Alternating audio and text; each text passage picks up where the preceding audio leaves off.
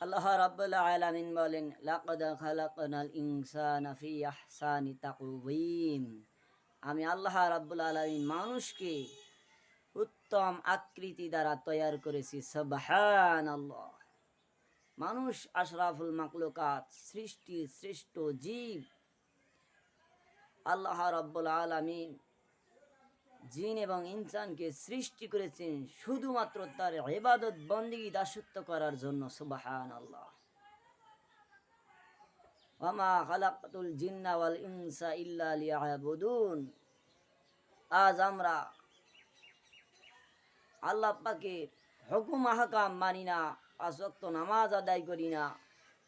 আল্লাহ রাব্বুল আলামিন আমাদেরকে যখন তৈয়ার করলেন, আমাদের সমস্ত রুহগুলাকে একত্র করে আল্লাহ রাব্বুল আলামিন সেদিন বলেছিল, আলাস্তু বিরব্বিকুম, আমি কি তোমাদের রব নই?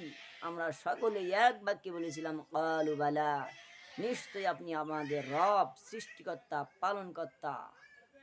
কিন্তু এই ওয়াদা দিয়ে আমরা দুনিয়ার মধ্যে আসলাম, দুনিয়ার ভালোবাসায় লোভ লালসায় পড়ে আল্লাহকে ভুলে গেলাম, আল্লাহর রসুলকে ভুলে গেলাম।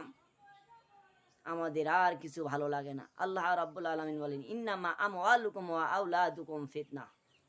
দুনিয়ার মহাব্বত, টাকা পয়সা, সন্তান সন্ততি সব গুনাহের বস্তু, পাপের মূল। পাপের মূল এই দুনিয়ার মহাব্বত। আজ এই দুনিয়ার মহাব্বত আমাদেরকে ঘিরে রেখেছে, যার কারণে আমরা শয়তানের পদাঙ্ক অনুসরণ করতেছি। আল্লাহ রাব্বুল আলামিন বলেন, আলাম আহাদ ইলাইকুম ইয়া বানি আদম আল্লা তা'বুদুশ শাইতান ইন্নাহু লাকুম আদুউম মুবিন।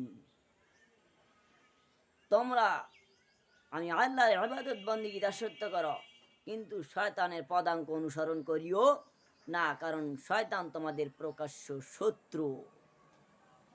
যেন সাবধান, মউত আসা পর্যন্ত আমরা যেন পাঁচ ওয়াক্ত নামাজ মউত পর্যন্ত জামাতে আদায় করতে পারি। আমিন। আল্লাহ রাব্বুল আলামিন সেই কথাই বলেছেন, ক্বালু লাম নাকু মিনাল মুসাল্লিন।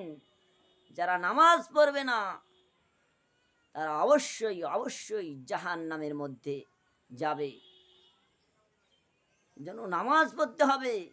আল্লাহর নবী বলেন, মুসলমান এবং কাফেরের মধ্যে পৃথক করার মাধ্যমটা হচ্ছে একমাত্র নামাজ।